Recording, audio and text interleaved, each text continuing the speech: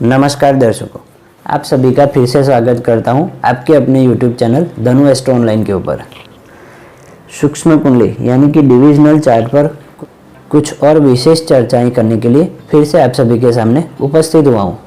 और कुछ नहीं तो कुछ सीख लेकर, कुछ शिक्षा लेकर तो निश्चित ही जाएंगे। इस वजह से वीडियो के अंतिम हिस्से तक बने रहिए।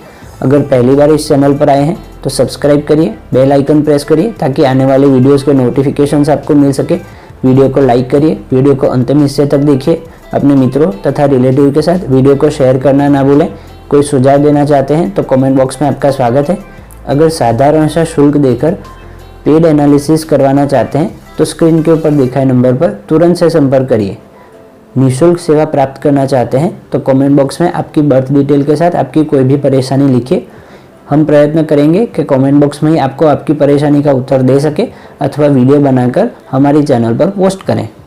चलिए ज़्यादा समय व्यर्थ ना करते हुए सूक्ष्म कुंडली अध्ययन विषय पर आगे बढ़ते हैं।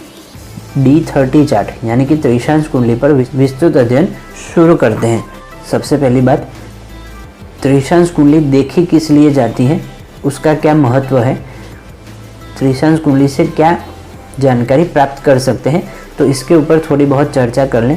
त्रिशांश कुंडली यानी कि D30 चार्ट सेक्स लाइफ यानी कि शारीरिक सुख जो आप कितना भोग पाएंगे अपने जीवन साथी के साथ अथवा जीवन साथी के अलावा भी कितने और एक्स्ट्रा मैरिटल अफेयर वगैरह होते हैं, ये सभी चीज़ें हम त्रिशांश कुंडली से प्राप्त कर सकते हैं।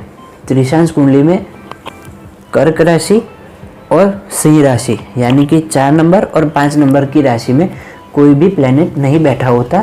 अन्यथा और जो 10 राशियां होती है उसमें से किसी भाव में, किसी राशि में कोई ग्रह बैठा भी हो चाहे ना भी बैठा हो, एक से अधिक ग्रहों की युति भी हो ना भी हो, ऐसी स्थिति बन सकती है। लेकिन कभी भी कर्क और सिंह राशि में कोई भी प्लेनेट नहीं बैठा होगा त्रिशांश कुंडली में, क्योंकि त्रिशांश कुंडली सेक्स लाइफ से, जीवन साथी से जुड़ी हुई होती है और माता पिता के कारक होते हैं चंद्रमा और सूर्य नारायण। इस वजह से उनकी राशि में कभी भी कोई प्लेनेट D30 चार्ट में नहीं बैठता।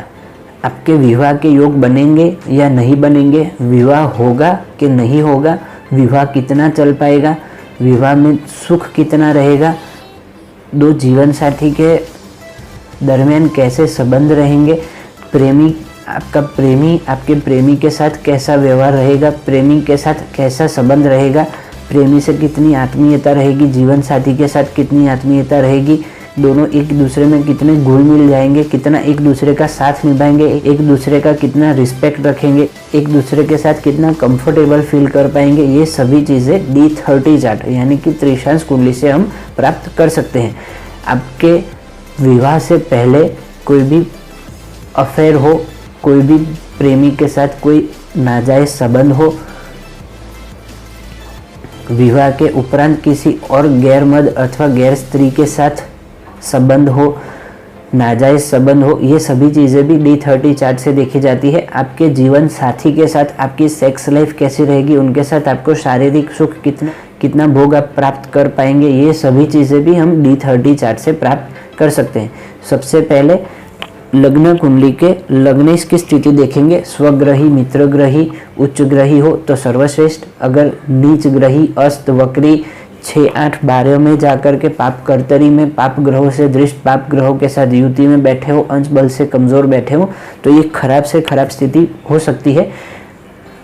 इसके अलावा हम शुक्र की स्थिति देखेंगे, क्योंकि शुक्र होता है दाम्पत्य सुख का कारक। चाहे आप एक पुरुष हैं चाहे आप एक स्त्री हैं, दोनों के लिए ही जब भी मैथुन क्रिया होती है, जब भी दो व्यक्ति एक होते हैं, तब शुक्र देव सबसे ज़्यादा प्रभाव देते हैं। शुक्र देव को ही सेक्स लाइफ का विजातीय संबंध जिसे कहते हैं उनका कारक कहा गया है। इस वजह से शुक्र देव की स्थिति भी देखना बेहद आवश्यक हो जाती है। अगर शुक्र देव अस्त हो जाए, वक्री हो जाए, नीच राशि में हो जाए, 6, 8, 12 में हो जाए, पाप कर्तरी में हो जाए, पाप ग्रह जैसे शनि, मंगल, राहु, केतु के प्रभाव में आ जाए, सूर्य से अस्त हो जाए, वक्री हो जाए, तब शुक्र खराब स्थिति में कहे जा सकते हैं। और जब भी शुक्र खराब हो जाएंगे तब आपके वैवाहिक सुख, दाम्पत्य सुख में कहीं ना कहीं कमजोरी देखी जा सकती है। भले ही आप एक जातक हैं, भले ही आप एक जाति का है, दोनों की कुंडली के लिए समान महत्वपूर्ण ग्रह शुक्रदेव ही होते हैं। इस वजह से शुक्रदेव की और लग्नेश की स्थिति देखना अति आवश्यक हो जाता है। शुक्र अच्छे भाव में जैसे कि केंद्र त्रिकोण में बैठे हों तो ये सर्वश्रेष्ठ स्थिति बना देते हैं। वैसे 6वें 12वें भाव में भी शुक्र बैठे हों तो अच्छे फल देते देखे गए हैं। 12वें भाव में तो बेहद बलवान और अति विशिष्ट कारक होकर के बहुत बेहतर फल देते हैं। तो 12वें भाव में भी शुक्र बैठे हों तो खराब स्थिति नहीं कही जा सकती। ऐसा हो सकता है कि 12वें भाव में शुक्र बैठे हों तो दूसरे जेंडर के प्रति तुरंत ही आकर्षण हो जाता है।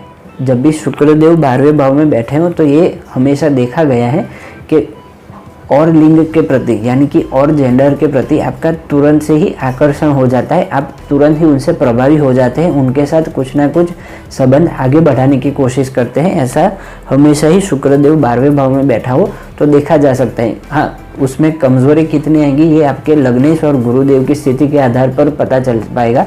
अन्यथा अगर 12वें भाव में शुक्र बैठे हों, उनके साथ मंगल जैसे अथवा राहु जैसे ग्रह बैठ जाएं तो ये और भी तीव्रता शुक्रदेव की बढ़ा देंगे और भी खराब स्थिति यहाँ पर बना देंगे। क्योंकि 12वें भाव को सैया सुख बेडरूम का भाव कहा गया है। 2 प्रेमी जहाँ एक होते हैं उसका भाव 12वां भाव कहा गया है। इस वजह से वहाँ पर शुक्र का बैठना बहुत भाग्यशाली योग बना देता है, बहुत बेहतर योग बना देता है। जैसे हमने D1 चार्ट का एनालिसिस किया वैसे ही हम D30 चार्ट में आ जाएंगे। वहाँ पर 4 और 5 नंबर की राशि में कोई प्लैनेट नहीं बैठा होगा, अन्यथा बाकी के प्लैनेट्स की हम स्थिति देख लेंगे कि शुक्र की स्थिति कैसी है, लग्नेश की स्थिति कैसी है। लग्नेश अच्छे भाव में अच्छे ग्रहों से दृष्ट, शुभ ग्रहों से दृष्ट, शुभ ग्रहों से युक्त बैठे हों तो सर्वश्रेष्ठ स्थिति कही जा सकती है। आपके धर्म पत्नी अथवा पति के साथ आपके कितने बेहतर संबंध रहेंगे, कितना शारीरिक सुख उनसे आपको मिल पाएगा। आपके जीवन साथी से अगर सुख प्राप्त नहीं हो रहा तो किसी और व्यक्ति से यानी कि थर्ड पर्सन से आप कितने शारीरिक संबंध बनाने की कोशिश करेंगे, कितना उनके साथ सुख प्राप्त करने की कोशिश करेंगे।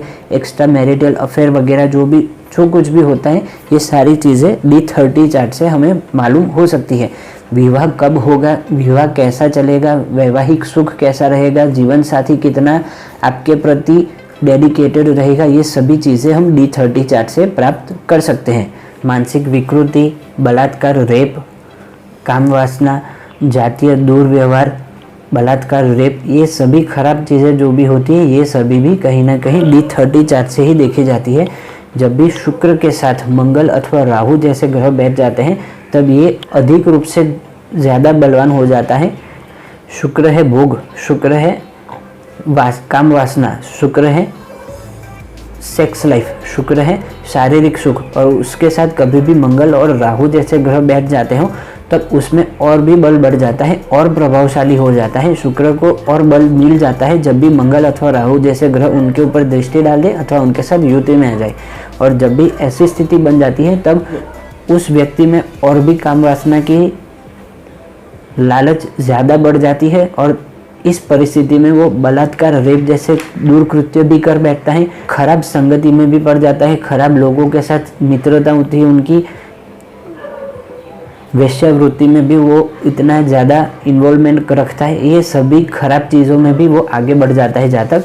इस वजह से हमेशा ही जब ऐसी स्थिति देखने को मिले तो खुद के ऊपर कंट्रोल रखना, क्योंकि ये इनलीगल जो भी रिलेशंस होते हैं ये कहीं ना कहीं आपके जीवन का पतन करने की ओर ही आपको अग्रसर करते हैं, आपका व्यय करेंगे, आपका खर्च करेंगे। इस वजह से ये जब भी ऐसी खराब स्थिति में आप खुद देख पाएँ अथवा किसी और को देख पाएँ तो उनको सही रास्ते पर लाने की कोशिश की जाए, उनको ऐसी संगति में लाया जाए कि वो ऐसे खराब कृत्य करना बंद कर दे, भगवान के रास्ते पे उनको आगे बढ़ाया जाए, भगवान के प्रति उनकी आस्था बढ़ाई जाए, गुरु का बल बढ़ाया जाए। गुरु का बल बढ़ेगा तो ये सारी चीज़ें कहीं ना कहीं थोड़ी सी कमज़ोर होती हुई दिखाई देगी और जो कोई भी चीज़ें अधिकतर देखी जाती हैं वो कहीं ना कहीं नुकसान ही देती है, दुर्व्यवहार वगैरह खराब स्थिति कही जा सकती है। इस वजह से हमेशा ही कोशिश करनी चाहिए कि अधिकतम कोई भी चीज़ ना की जाए।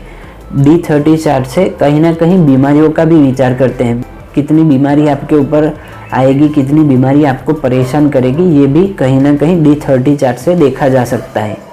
D30 चार्ट के अष्टम भाव से गए जन्म का विचार किया जा सकता है। पिछले जन्म में क्या व्यवहार रहा होगा, कैसा जीवन प्राप्त हुआ होगा, कैसे जीवन व्यतीत हुआ होगा, जीवन में कैसी परेशानियाँ आई होगी, ये सभी चीज़ें D30 चार्ट के अष्टम भाव से देखी जाती है। और आने वाला जन्म जो होगा, ये वाला नहीं, उसके बाद जो जन्म आएगा उसमें कैसी परिस्थितियाँ रहेंगी, ये D30 चार्ट के दसम भाव से भी प्राप्त हम कर सकते हैं कि आने वाला जीवन उनका कैसा रहेगा, ये जन्म नहीं, आने वाला जन्म।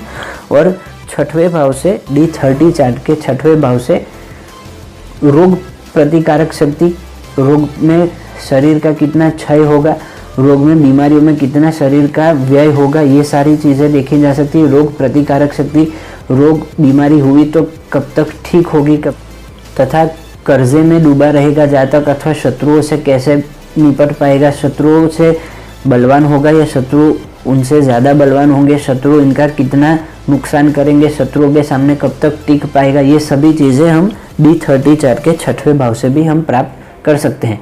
मोटे मोटे तौर पर बीमारियां भी देख सकते हैं, पिछला जन्म भी देख सकते हैं, आने वाला जन्म भी देख सकते हैं, और शारीरिक सुख, शारीरिक संभोग जिसे कहते हैं, ये सभी चीज़ें भी D30 चार्ट से हम प्राप्त कर सकते हैं।